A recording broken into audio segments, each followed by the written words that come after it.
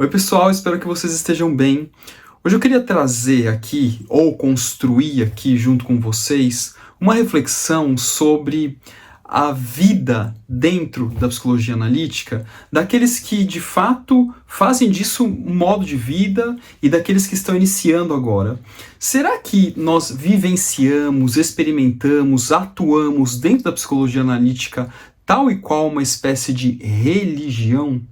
Não sei, vamos passear aqui por algumas coisas para a gente refletir um pouquinho sobre isso e chegar numa conclusão, talvez não definitiva, mas minimamente provocativa para ver qual que é a nossa atitude diante desta ciência praticada inicialmente por Carl Gustav Jung e posteriormente por outros analistas e atualmente por todos nós que vivemos e praticamos isso. Mas será que estamos dentro de uma espécie de igreja? Será que estamos dentro de uma bolha, como falou o professor Waldemar Magaldi quando refletia sobre as instituições junguianas, num outro vídeo aqui, nesse mesmo canal? Será que transformamos o Jung numa espécie de guru, de mentor espiritual? É interessante porque quando nós acessamos a leitura da obra do Jung, é impressionante a contemporaneidade do pensamento dele, a atemporalidade do pensamento dele e a capacidade dele nos levar para uma outra dimensão que não essa exclusivamente concreta, material, que predomina hoje na vida cotidiana. E isso coloca a gente num risco de colocar o sujeito, a figura Carl Gustav Jung, num pedestal quase que religioso, espiritualizado. Mas aí, como que a gente faz para sair dessa, ou minimamente não se identificar com isso? Algumas coisas são importantes. Uma delas, que é uma opinião bastante pessoal, e quem já teve aula comigo já escutou isso de alguma forma, que é a ideia de estudar genuinamente a obra de Jung, ler a sua obra, adentrar naquilo que ele produziu, naquilo que ele escreveu, porque à medida que nós investiguemos a obra que Jung construiu, a gente vai perceber que, antes de mais nada, ele era um grande cientista.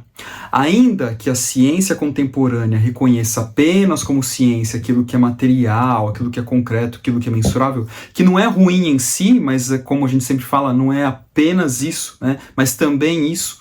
O Jung vai trazer para todos nós uma percepção e uma organização do pensamento ocidental dentro de um grande campo empírico e que basta você ser analista dentro do consultório para constatar as mesmas coisas que Jung constatou, mesmo que isso não possa ser demonstrado numa equação matemática, mas tem ali uma ideia científica, pelo menos um modelo científico, um pensamento científico. Isso por si só já contrapõe um princípio de religião.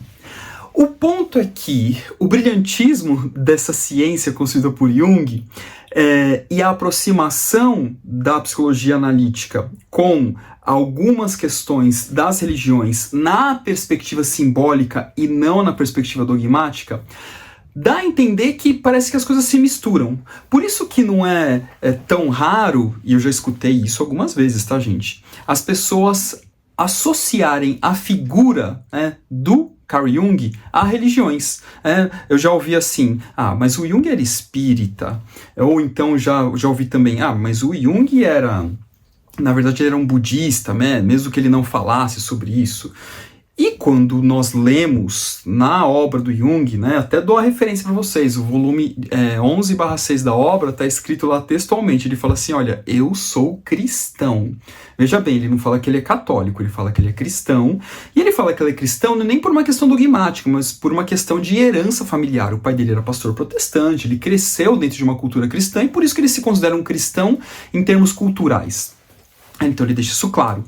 Agora, independentemente do que ele se considera, a leitura que Jung faz das religiões na obra dele é sempre uma leitura simbólica. E isso que me parece que às vezes algumas pessoas têm dificuldade de entender, ou a pessoa pode até não ter dificuldade de entender, mas leu pouco Jung.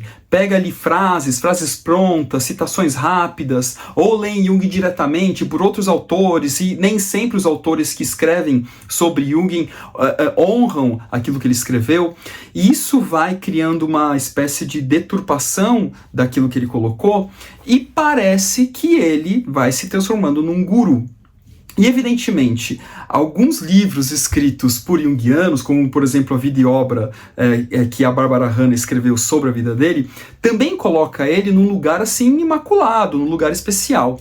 Mas aí talvez valha a pena a leitura daquele livro Jung, uma biografia, escrito pela Deirdre Baer, que ela vai trazer um Jung humano. A Deirdre Baer não era uma junguiana, ela é uma biógrafa profissional, fez um trabalho belíssimo de pesquisa da vida do Jung e apresenta ali um Jung humano, falível sob vários aspectos, um Jung que tem sombra que nem todo mundo, que ele reconhece isso na vida dele.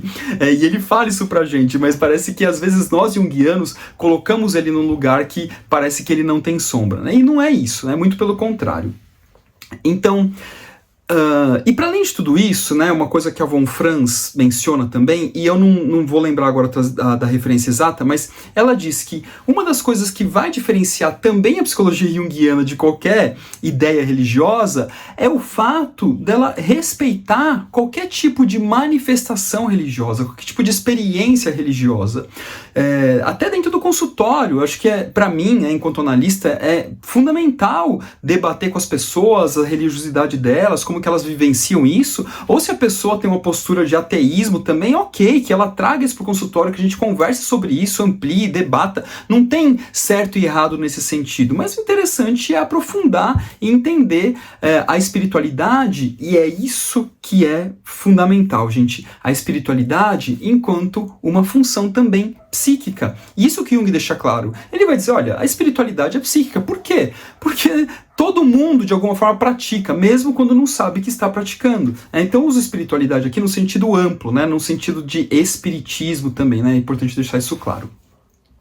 Então, e aí tem uma coisa também, que o Jung, em alguns livros, ele vai escrevendo assim de maneira relativamente enigmática, e parece que ele se limita a dizer algo porque é como se ele tivesse ido lá e descobriu diversas coisas que ele não pode contar porque é um segredo. E aí, na verdade, a impressão que eu tenho é que quem fala isso é porque está querendo colocar experiências para o Jung que não necessariamente ele teve. Eu tenho a impressão que tudo aquilo que ele experimentou, tudo aquilo que ele vivenciou, ele deixa muito claro, extremamente claro. Basta ler o livro vermelho, ver as visões que ele tem ali, toda a experiência imagética que ele registrou, e basta ler a obra dele do jeito que ele mesmo se coloca, como um cientista, como um investigador. Claro que essa minha fala nesse vídeo tem um viés também tipológico, né? Porque eu acho que as pessoas que têm uma tipologia mais voltada para pensamento, sensação, vão ter uma visão um pouco mais pragmática, um pouco mais conceitual, um pouco mais categorizante da psicologia analítica. Agora, aquelas pessoas que são da tipologia sentimento ou até mesmo intuitivas, são aquelas que vão experimentar de maneira mais volátil essa relação com a psicologia analítica e vão dar outras possibilidades de entendimento para esse corpo teórico que Jung construiu. Independentemente disso, né, eu friso que dentro da construção da obra do Jung existe todo um arcabouço de pesquisa, todo um arcabouço muito fundamentado e que dá para gente um espaço riquíssimo de construção, de edificação e até mesmo de abordagem de ideias contemporâneas a partir de tudo aquilo que ele construiu, e que frisa-se que não construiu sozinho, mas construiu a partir de muitas pesquisas. O Jung era um grande pesquisador, era um grande leitor. Os livros dele são essencialmente difíceis de ler porque ele traz muitas referências, e isso complica a nossa vida porque boa parte das referências que ele tem nós não temos, então também é um desafio para nós junguianos construirmos essas referências e assim edificando um pensamento que é deveras complexo e que jamais intencionou virar uma religião ou alguma coisa do tipo.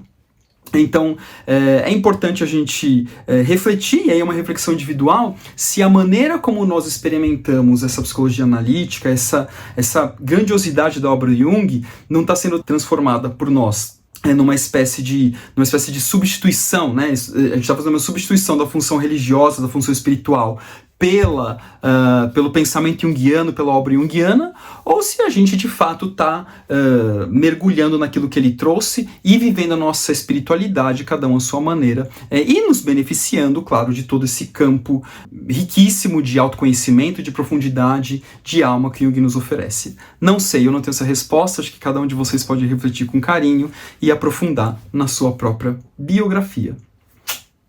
Grande abraço e até mais.